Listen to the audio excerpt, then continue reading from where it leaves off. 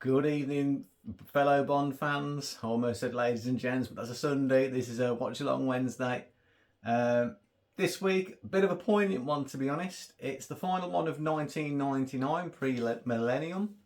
And this one, like I said, is poignant because it was the unplanned or unforeseen. Now pay attention, 007, a Desmond Llewelyn tribute, because of Desmond being involved in a car accident which unfortunately led to us all losing him and his passing. So it's just under 50 minutes long.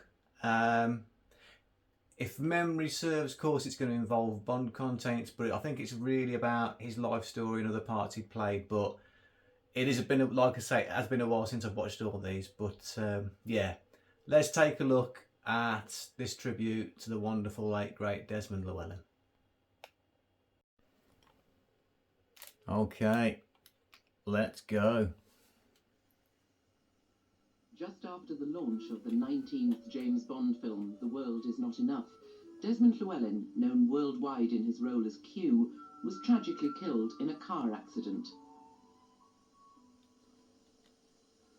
I've known Desmond Llewelyn on and off for about 30 years, and I directed him in the latest Bond film, The World Is Not Enough. It was his 17th and my first, but like the gentleman he was very caring and nurturing with me.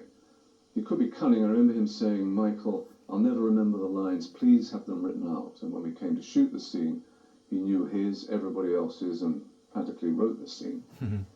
While we were shooting the film, there's a documentary made about Desmond, and it was completed just before he died. In his usual way, he was both excited and embarrassed by all the attention. So now you can have a look at the man behind the character, the man behind Q, with some of the most famous scenes in the Bond franchise. The last one he shot with Pierce is very poignant. We in the Bond film will miss him, as will audiences all over the world. Hear, hear. You're not retiring anytime soon,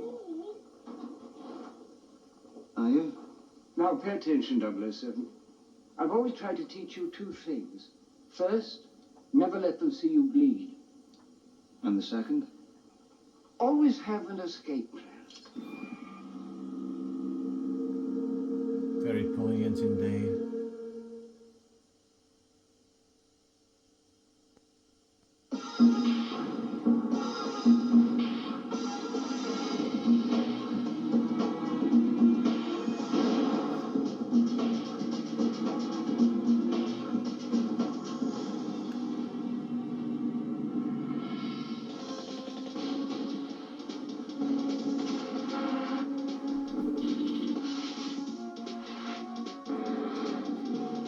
Desmond Llewelyn, who played James Bond's equipment officer, was the longest-serving actor in the James Bond series. It's believed that his face is known to around half the world's population. Although over 35 years he appeared in 17 Bond films, he was only on the screen for a total of just over 30 minutes. That's mad. Absolutely mad. Half an hour. Every 2 years or so, Desmond would get the call to Pinewood Studios just outside London to record the scenes for his next Bond film. The character Q first appeared in 1963 in From Russia with Love, and since then has been a feature of every Bond movie. It's incredible when sort of people say, you know, you're making cinema history or whatever it is. Well, of course, Bond is cinema history now, so I suppose anybody who's been connected with Bond is sort of part of history. Well, it's very, very flattering. But I think somebody hit the nail on the head the other day when they said the reason I am so popular and so well known is that Q is such a small part and only appears so often. It was the ultimate part-time job. Q's scenes in each film only took a couple of days to shoot. Desmond was baffled by his own success. I feel this is also frightfully embarrassing, really. I mean, here I'm arriving with a blood film crew in the sort of the heart of English film world. Hello, my son, Justin Llewelyn, may be coming in. Can you let him in? Okay, sir. Thank you very much. In the 19th Bond film, The World Is Not Enough, Desmond was again playing opposite Pierce Brosnan, who joked about the working relationship. Terrible. No, it's been the best. It's been the best. It's been sheer magic. Sheer utter magic, yes. Really? James Bond came to life when I met him. Truly, really. I mean, because I was a boy when I saw my first James Bond movie. It was Goldfinger. And I certainly didn't want to be James Bond or any of the baddies or anything like this, but, you know, the part of Q and Desmond's presence in the film captured my imagination. Since 1963, the relationship between Q and the 5 different Bonds has been played out with the assistance of a variety of gadgets. It's part of the Bond tradition that Q invents the equipment for each adventure.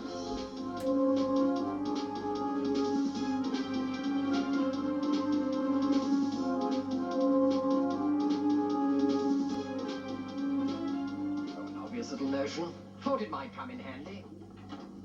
Desmond. It was the sheer longevity of Desmond's career that made him unique. He became a key figure in Bond movie history. Michael Wilson is one of the few who remembers him on set in the early 60s. In the very early days, although I wasn't working on the films, I was, it's been a family business, and I was a student at the time, and I used to come home on holidays and visit the sets, so I probably met him from Russia with Love. On the 8:30 plate at the morning. Suppose when she meets me in the flesh. The first clue as to his job title came when M asked, Ask the equipment officer to come in, please. Q branch has put together a smart-looking piece of luggage for us. We're issuing this to all 00 personnel. Equipment officer became quartermaster, and shortened to Q, the character was born. Q's accent might have been very different if director Terence Young had had his way. He sort of thought it'd be a good idea to have me as a Welshman, because when I went to rehearse, he said, how are you going to play this? And I said, well, he's an ordinary civil servant. He said, no, I want you to play him as a Welshman. Well, I said, well, it wouldn't work. I said, all right, Terence, if this is what you want. This lovely case I got here, I just press a button and open the knife. And he said, no, you're quite right. So I've played him as a toffee-nosed Englishman ever since. Now, watch very carefully.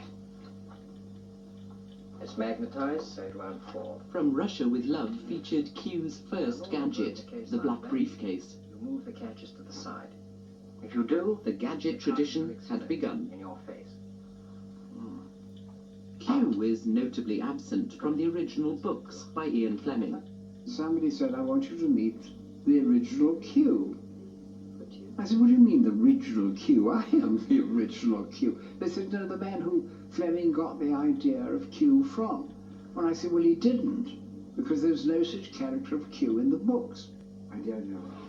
And Q does have a name.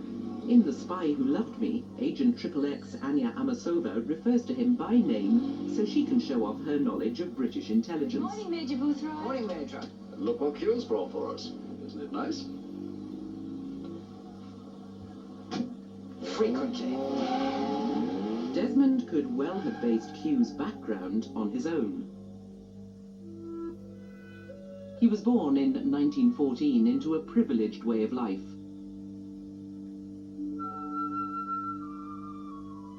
The Llewellyns lived in a large house called Blaenau Pant near Newport in South Wales.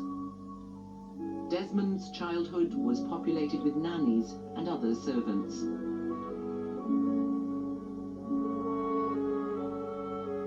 Love these old photos. His family was one of the first in the area to own a car.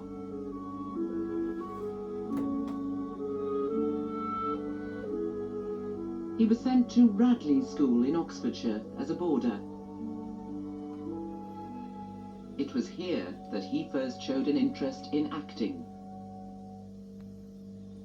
I joined the Amateur Dramatic Society there as a scene shifter and building scenery. And actually we rebuilt the stage in the old gym at Radley. And Dennis Price, who was at school with me and shared a study, said, why don't you come and act? And I got the bug. At At the start of World War II, Desmond joined the Royal Welsh Fusiliers.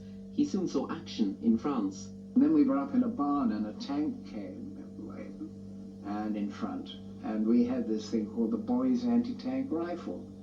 And I said to the sergeant, I said, well, there's the tank, we better fire the anti-tank rifle at him. He said, no, no, don't fire that thing.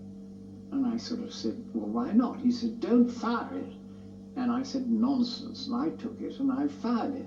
Well, the recoil sort of sent me absolutely arse over tit at the back. And there was an enormous flash from the gun, which, of course, the tank saw, and he fired a shell right through. But luckily, the tank was so close, the shell just went right through the building and out the other side. Desmond's unit was forced to surrender, and he spent 5 years as a prisoner of war. Wow. His acting skills were put to good use in prison camp plays. These photographs were taken by the German officers. After they were cleared by the censors, Desmond sent them home as postcards to his family.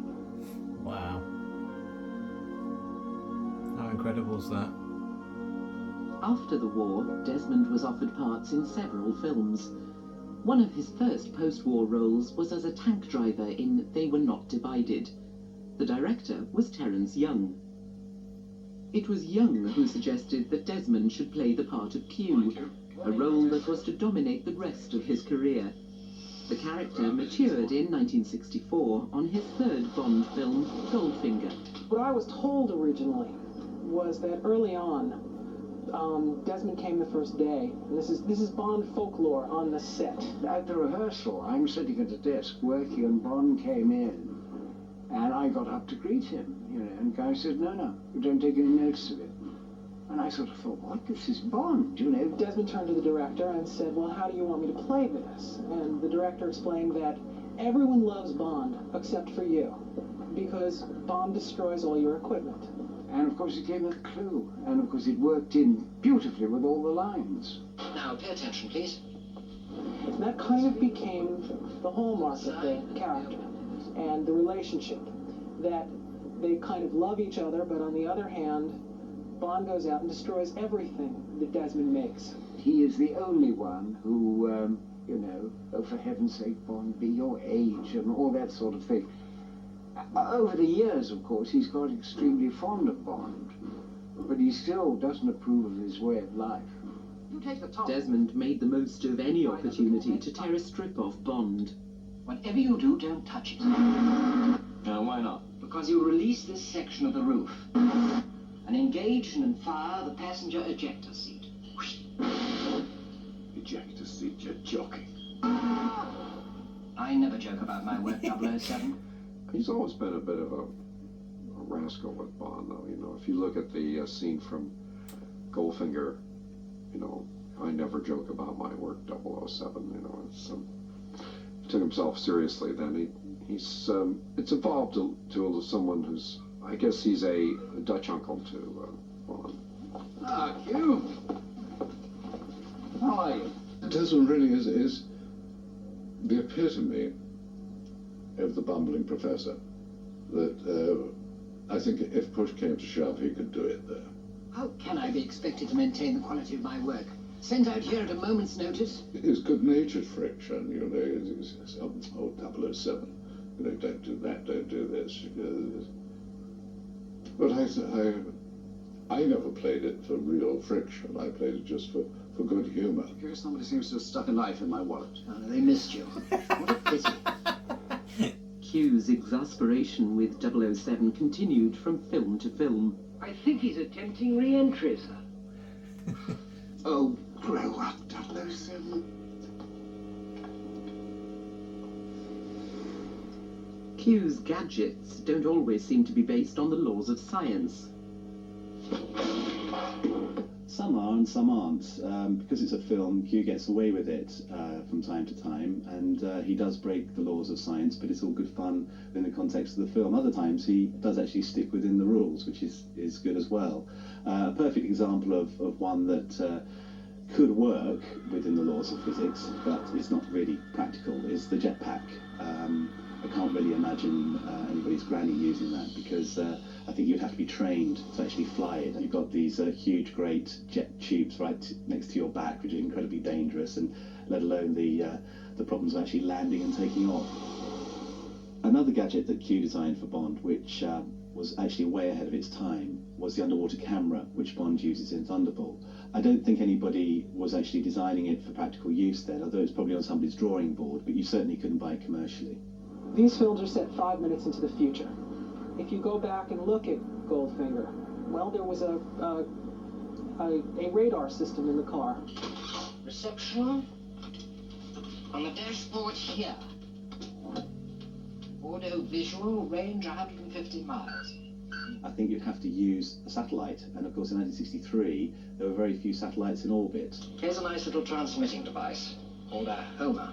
Today, of course, we've got thousands of satellites in orbit, and modern cars use a GPS system which enables you to find out where you are at any time. So that kind of becomes the way you figure these things out, that anything that is practical today with an unlimited amount of money can go into the film. But the most popular of Q's gadgets are those with no basis in reality. They're just fun to watch, like the Bondola in Moonraker.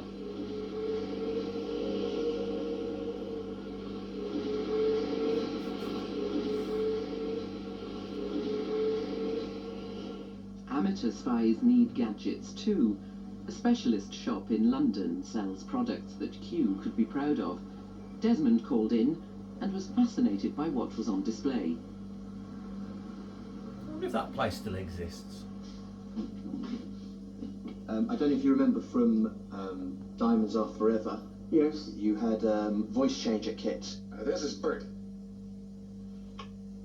Better with your voice, Bert. Well, this is them nowadays. That's the size of them. So this is the latest briefcase. We build video cameras into this cellular phone. Yeah. It's you on the monitor there. We can record it, and then so basically I can go into a meeting or something like that, and someone could be sitting outside watching it, filming it. Good heavens. Slightly different to the one in Russia with Love. Technology has moved on. We would have computers, and they took up entire rooms with whirling things going around. You know, and today, computers in the wristwatch. This bug detector in Live and Let Die was state-of-the-art back in 1973.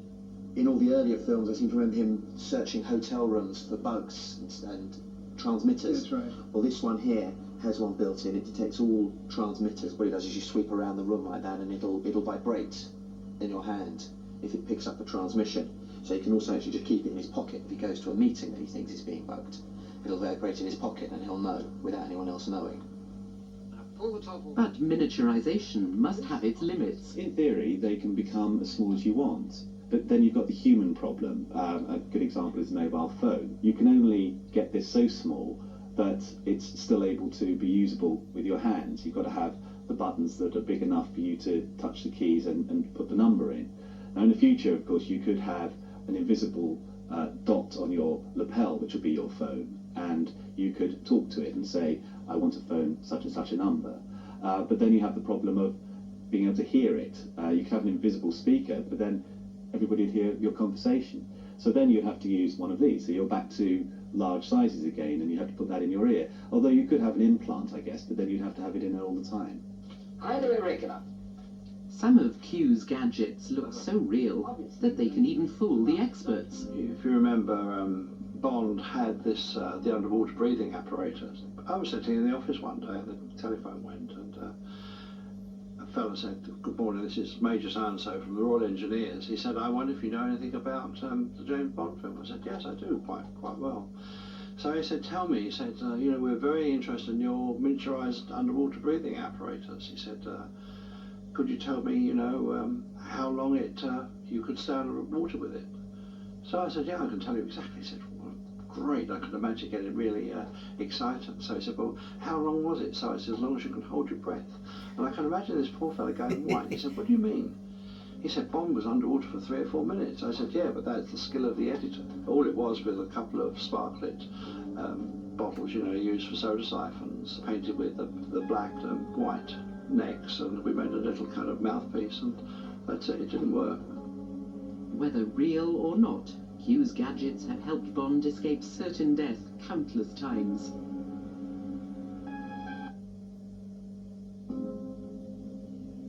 No adverts, thankfully. Action pairs. There's so many elements in a Bond movie that people love. People love the opening stunts, they love the opening credits, but I think the one that's loved above all are the scenes between Q and Bond. And I think just for the sheer lunacy of them all, the gadgets. Filming Q's workshop scenes could take time because so many special effects were needed. Even the production crew could sometimes be caught out.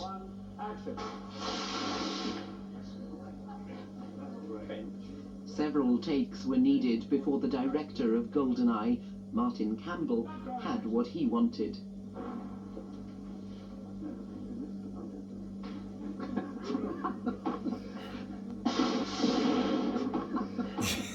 It's well worth a print. Let's do one more.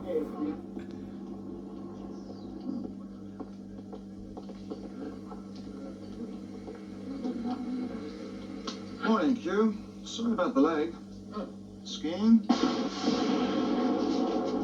Hunting. We actually rigged it so that he missed the target and hit the coffee area behind, which I think they lost a little bit in the film, but that was quite a fun one to do. Again, Q's technology takes a fine line between reality and fantasy. Can I get that a bit closer to the mat, Bob? Well, the problem with the rocket launcher is it actually defies Newton's third law of motion, which means that Q would have been sent flying backwards as a reaction to the forward movement of the rocket, and he would have been thrown across the room, probably splattered on the wall. Not one with Sometimes a gadget is invented just to help the storyline. In GoldenEye, at one point, Bond puts his airplane ticket down on a silver platter, and Desmond says, Flight 878 to St. Petersburg. X-ray document scanner. the reason for that was because we needed to somehow explain where Bond was going.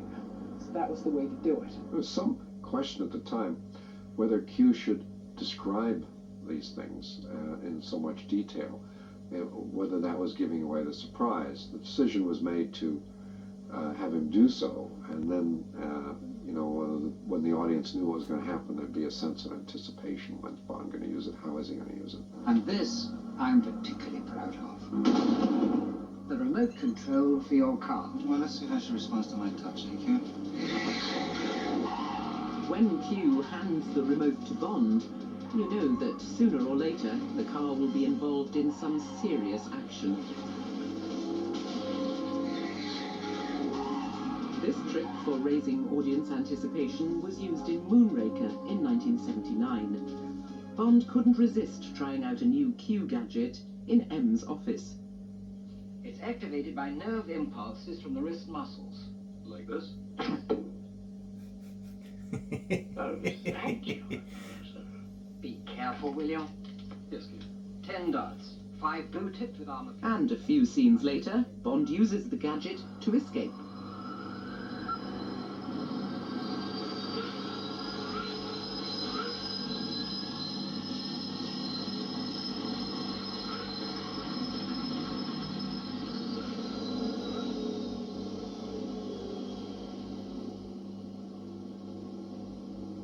The only certainty about Q's gadgets is that you never know what he'll come up with next. Smithers, Commander.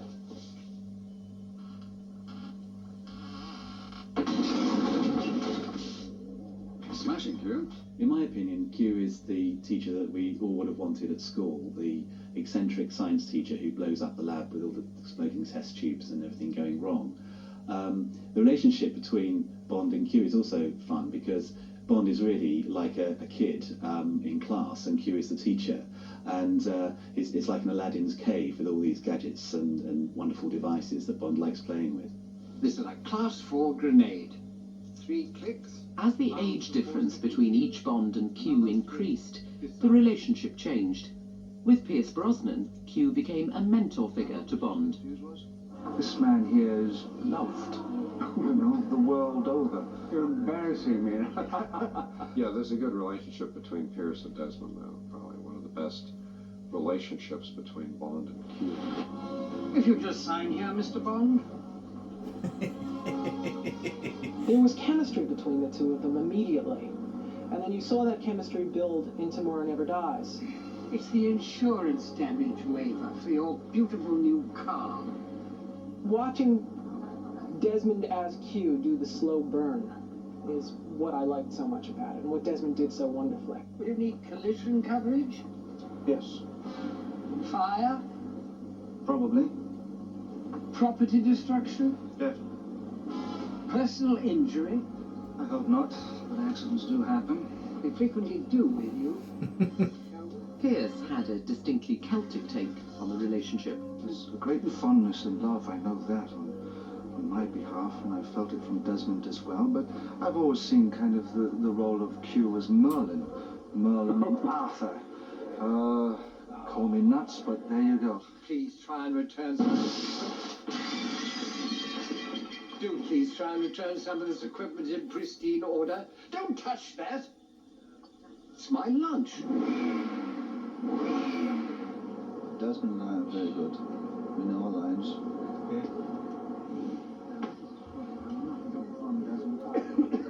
I think there definitely is a sort of spark there. I feel rather like a grandfather looking after the grandson in a way, you know. The 19th Bond film, The World Is Not Enough, was filmed in the summer of 1999. At Pinewood, Desmond arrived to record his scene in what was to be his last Bond movie.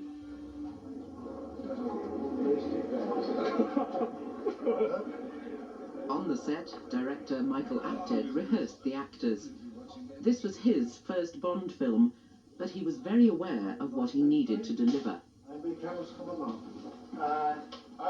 One of the challenging things of coming to do this film is there are certain elements about it you just have to deliver. You have to deliver good action, you have to deliver gadgets, you have to deliver beautiful women. That's that. And if you don't deliver that, then you've failed. And then on top of that, you want to deliver good story and good characters and maybe push it around a bit and make it a bit more modern than it's been before. But the gadgets is one of the things that as a director you have to deliver. Desmond was well aware of his advancing years. I'm much too old to be Q, but thank God, they've kept me on. Even then, I said, look, it's about time I had an assistant. And they said, well, why? I said, well, look, I can't go on forever. The Bond team had a solution. I want to introduce you to the young fellow I'm grooming to follow me.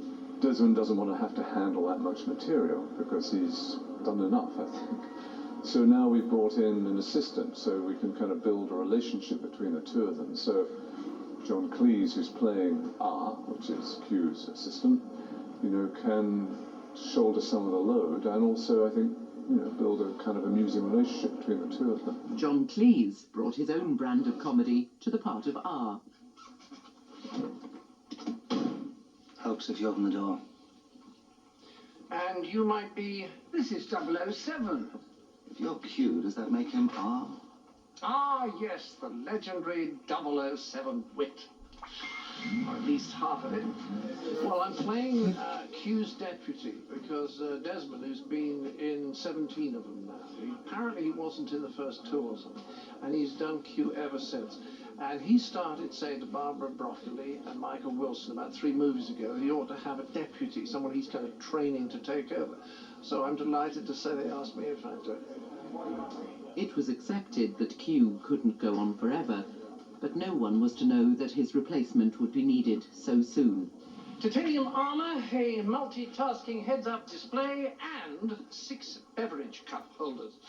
All in all, rather stocked. Fully loaded, I think is the term. I think. You're not here to think. You're here to do what I tell you. Desmond and his wife Pamela were married in 1938. In 1965, they returned to live in Bexhill when Pamela inherited her great-uncle's house. After illness forced Pamela to live in a nursing home, Desmond divided his life between Bexhill and his work. There's Linkwell. It was built about 1820. Beautiful. And there is a portrait of great-uncle Richard, my wife's great-uncle, who built this house. And now a portrait that, well, I suppose I better show you. I don't like showing it. And that actually was painted at Blenheim. I don't know how old I was. I think it's terrifying, but my sons love it. Bless you. St Mary's Church in Battle, Sussex, is about as far removed from the world of James Bond as you can get. Desmond worshipped here regularly and was passionate about its history.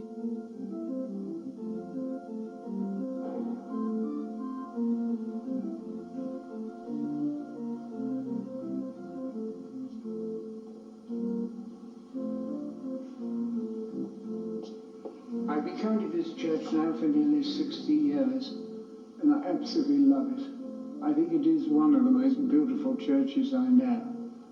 And this here is the tomb of Sir Anthony Browne, and he was master of the King's Horse in Henry VIII's day.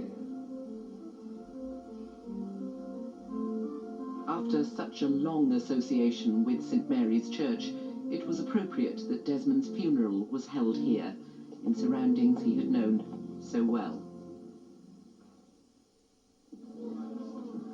His screen time in 17 Bond films totalled just over 30 minutes, yet Desmond found it hard to walk down a street without being recognised and asked for his autograph.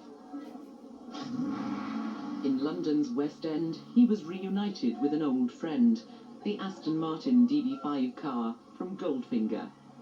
They were both here to promote the opening of the new James Bond simulator ride. I forgot about that. I do remember that. Never got to have a go on it though, or in it. The organisers of the ride were keen to exploit his cult status. Although in his 80s, he could still pull a crowd.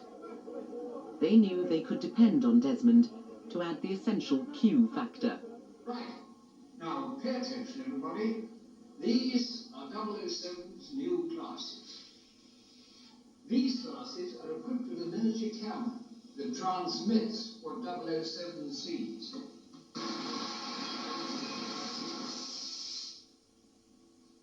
We're working on a new staple gun. In the last decade of his life, Desmond spent more and more time travelling and promoting the James Bond films.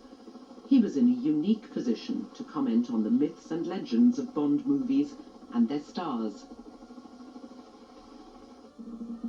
2 months before his death, we asked Desmond to assess the 5 different versions of Ian Fleming's creation, 007. That's a nasty little Christmas present. Fleming was horrified because he wanted, I believe, I don't know, David Niven or Cary Grant. And Terence Young just said, disaster, disaster. But Terence took him over, and Sean, I mean, is such a marvellous actor that he assimilated all the things of Bond. Extraordinary.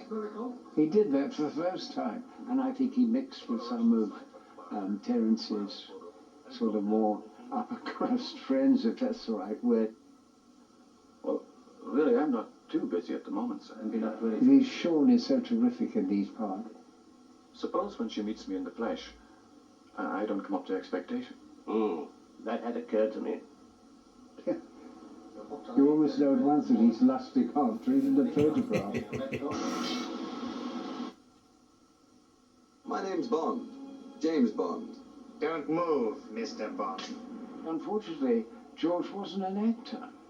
He was a car salesman who was broke. And he told me that when he heard he was going to have a test, he spent 2 days looking for an actor to find out what it was all about. Then he got the part, And then some idiots told him, you know, you're now a star, behave like one. He sort of took over from telling the director how he should direct. This time, my boy, I can't complain. Nor can I. Teresa? Yes, Papa? Look, James, I know that we haven't always exactly seen... Well, anyway, don't forget, if there's anything you ever need... Thank you, Q, but this time I've got the gadgets. I know how to use them.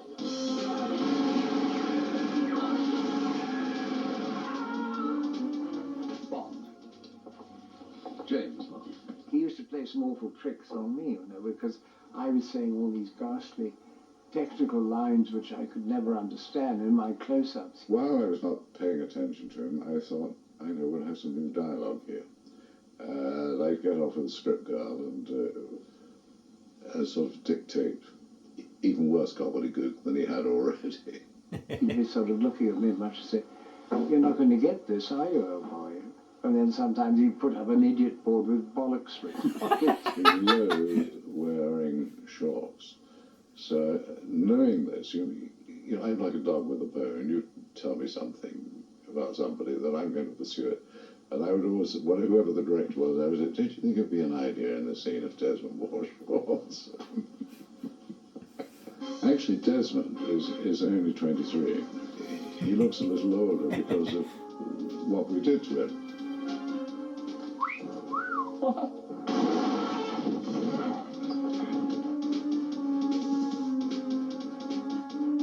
Bond, James Bond. There again, he had to change a Bond. He had to make him different.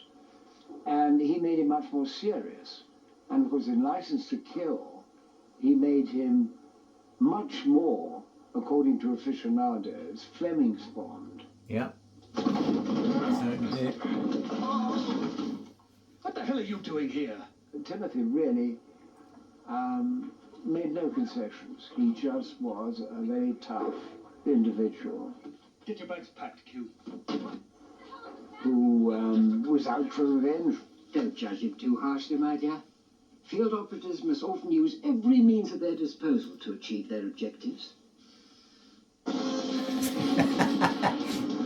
all know what line was coming then. Name's Bond. James Bond.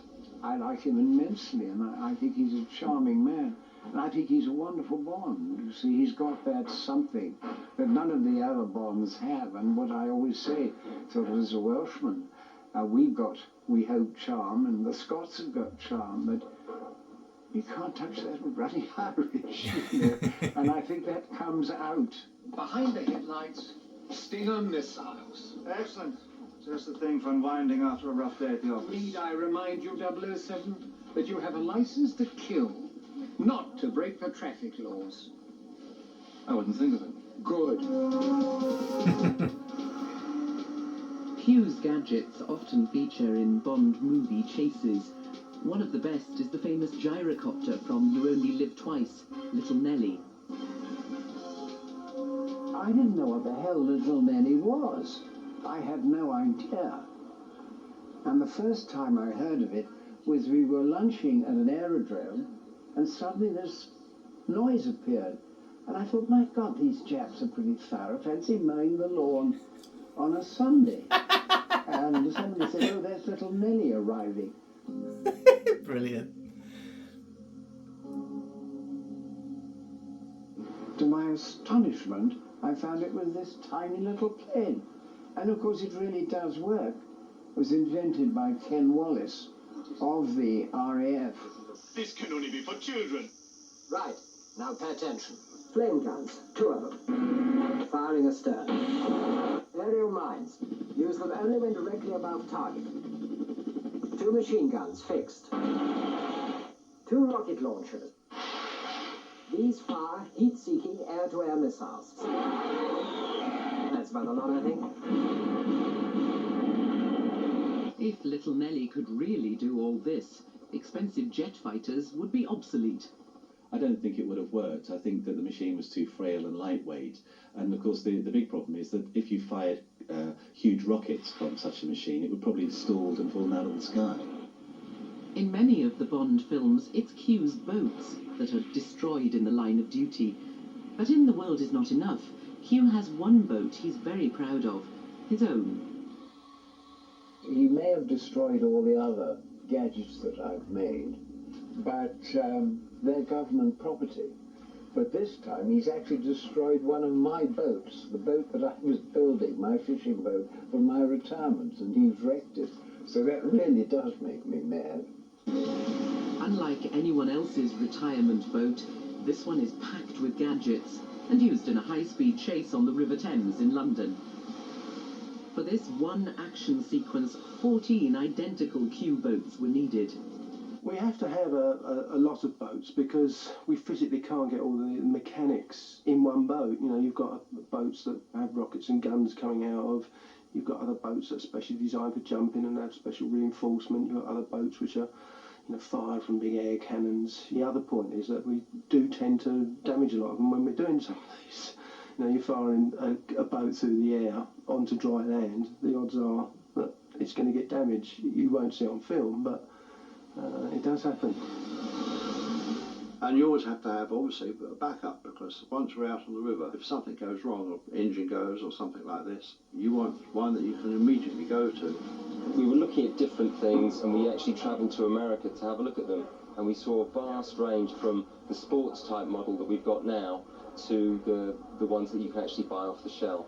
And we decided to go for these ones because they're so sturdy and you can do anything you want with them. As soon as they arrived and start to play with the exterior, what can we do with it to make it look like a Q-boat? They go in 2 inches of water, they accelerate up to 80 miles an hour, and when you see the sequence, we do a lot with them.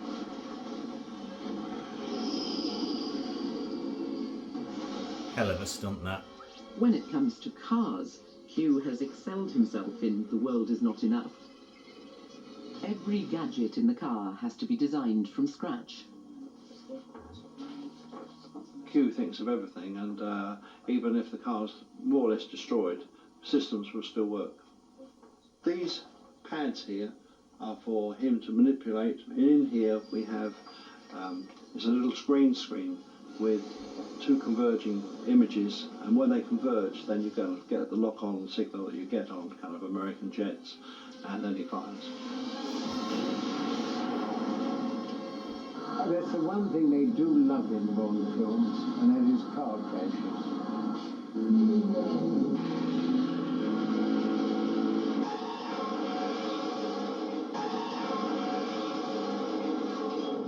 Where's my Bentley? Oh, he's headed today, I'm afraid. But it's never let me down. M's orders 007. You're using this This is the most fascinating car. It's got all the gadgets in it. Revolving number plates, naturally. Valid all countries. Now open the top, and inside are your defense mechanism controls. Smoke screen, oil slick, rear bulletproof screen, and left and right front wing machine gun. Individually, all these bits and pieces on the car are fine, but if you put them all together in one car, it's doubtful whether you'd have room for an engine. There we really do have a car that can go underwater. A Lotus that doubles up as a submarine. Useful for shopping on a wet day. It's just about feasible, but it would be incredibly expensive and incredibly difficult to do. There are major problems. You've got to have very thick glass for the car window so that the water pressure is taken care of. You've got to keep the elegant looks of the Lotus without it I bet Elon Musk could give it a good go. It's all very well with military vehicles that weigh 5 tons. To have a Lotus doing it is slightly improbable, I think. The Lotus submarine was nicknamed Wet Nellie, after her flying counterpart Little Nellie. In the underwater sequence, the real car was doubled up with a scale model. You'd have to wear a breathing apparatus and wetsuit, but it does go underwater. In The Living Daylights, the laser beam from Bond's Aston Martin was just a visual effect. But with today's technology, a small laser could be fitted to a car. The laser effect could work. You could build the gun inside the axle and have it coming out of the hub of the car. Big problem is the power of the laser to cut a car in half. In order to build a laser that powerful, you'd have to have lots of boxes and bits and pieces that would have to go into the car. And it's doubtful whether you could actually do that.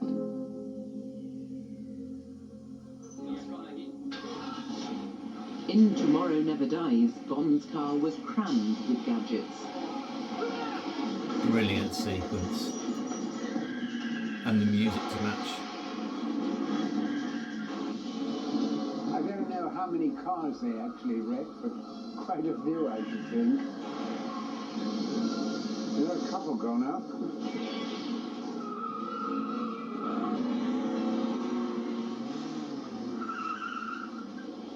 When I wrote the scene, we knew the car would be remotely driven.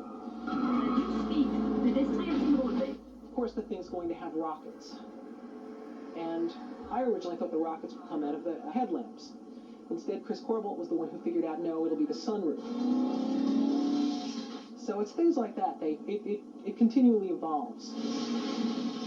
Well, this is a great Q gadget. There's absolutely no reason why this couldn't be done. It's really just an upscale version of the little car, the model cars with the remote controls that we've all used and played around with. The thing is that it takes months of practice so that it doesn't crash into the sofa, whereas Bond, being Bond, just has this magical way of being able to do anything without being trained.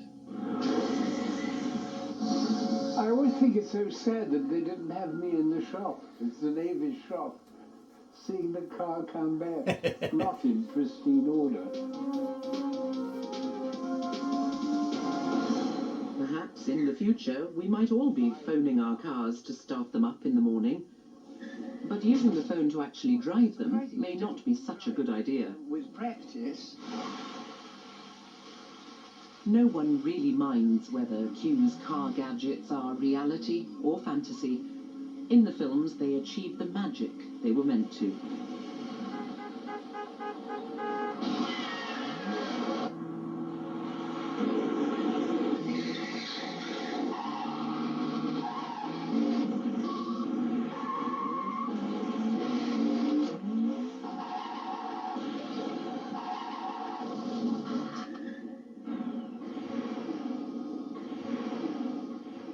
Think we understand each other? Well, 007. From Desmond Llewelyn's 17 movies, almost everyone has a favourite Q gadget. Never to wake up anybody who uses it. I suppose I think of Desmond in the wheelchair with the rocket launcher. That was fun. Morning, Q. Sorry about the leg. In Goldeneye, it was a throwaway thing, which I think is really good for Q's gadgets. They should all be happening in the background of, the main action. And there's a fantastic thing in the telephone box. He goes in, and a big airbag flows, and he's splattered against the thing. That just made me giggle. As a science writer, my favourite gadget is one of the simplest that Bond's ever used. It's the pen which he clicks 3 times to arm, and then clicks 3 more times to disarm. And it's used brilliantly in Goldeneye, where we all lose track of how often it's being clicked, and we're all wondering when Bond's going to jump in and actually use it. Give me the cards, Natalia! Give them to me! Every film, I think, has a special gadget. Certainly the briefcase on the first film that Q worked on was a great one, and it became very popular as a child's toy at the time. Well, I suppose my favourite gadget was probably Ursula Andress, but that probably doesn't count. But... Despite all his success, Desmond remained steadfastly modest. I mean, I should have retired years ago. I mean, but I'm terribly grateful to them. They sort of kept me on. I don't know why. After Timothy, with a new Bond, they've had a new Q, but thank God they didn't. Why, I don't know. I must say I've enjoyed them enormously, and this one in particular. Now pay attention, 007. And I must say, it's wonderful working with him, a fellow coach, isn't it? Yes. His scenes completed, Desmond left the set for the last time. Whatever wonders future Bond movies may hold, there will always be an empty place where Desmond Llewelyn would have been. Heartbreaking. Oh, here we are, Desmond Llewelyn. Strikes again. Trying to screw me up. Forget my lines. Shred my lines, cut my lines. Basically just stay the same. How's it tricky? Desmond Llewelyn. One of a kind.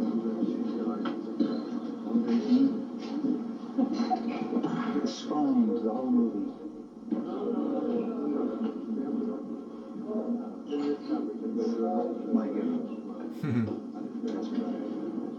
straight from the horse's mouth. Go on, please. Now pay attention, 007. Well, I won't keep it for more than an hour or so if you give me your undivided attention. Missed you. What a pity. Don't touch that. It's my lunch. I never joke about my work, 007. How long did you say the fuse was? Oh, great. 007.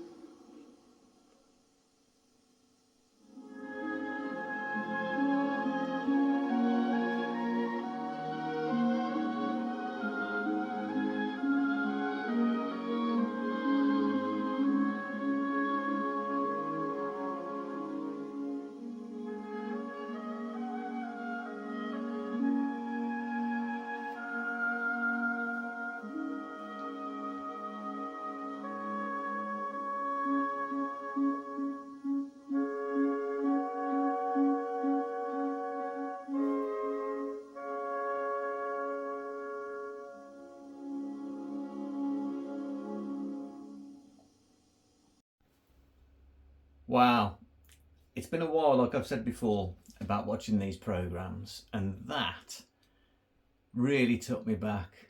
I sincerely hope you enjoyed it. I certainly did, and it kind of highlights the fact that they don't make these shows like they used to, do they? There was nothing like that in terms of behind the scenes videos, interviews, just general conversations recorded on camera with cast members together. You know, I forgot Roger Moore was a part of that, and like the stories he used to get up to playing tricks on Desmond, and just being reminded of Desmond's upbringing and past, his home, his like religious belief. Just to see the man being himself outside of the world of film. Very humbling, very touching, and really just a down-to-earth guy, although he's an absolute superstar, and like it said in the show, known to have, like, at the time, half the world's population, which is absolutely insane when he's only been on camera for 30 minutes out of hours and hours of like 17, 18 adventures. Yeah, I can't really say much more than that. It's kind of unexpectedly caught me out, because there's some poignant moments in there, particularly when they show his last scene and when he's walking off set, and I get the feeling that was all being done because quite possibly maybe The World Is Not Enough was going to be his last film anyway, with the introduction of John Cleese, with the possibility of him appearing in the following movie, dependent upon his health at the time. Obviously it didn't work out that way, and we all kind of feel that loss at the time. I know I remembered feeling it. But that brings the end of the 1999 shows that I have recorded personally. The next ones are going to be leapfrogging into the new millennium with the beginnings of the 40th anniversary celebrations for Die Another Day. So that will be next week. And until then, please feel free to leave a like, a comment, a share, word of mouth, subscribe, and look after each other, look out for each other. Love to you all. This is the Collector signing off. I will see you next Wednesday.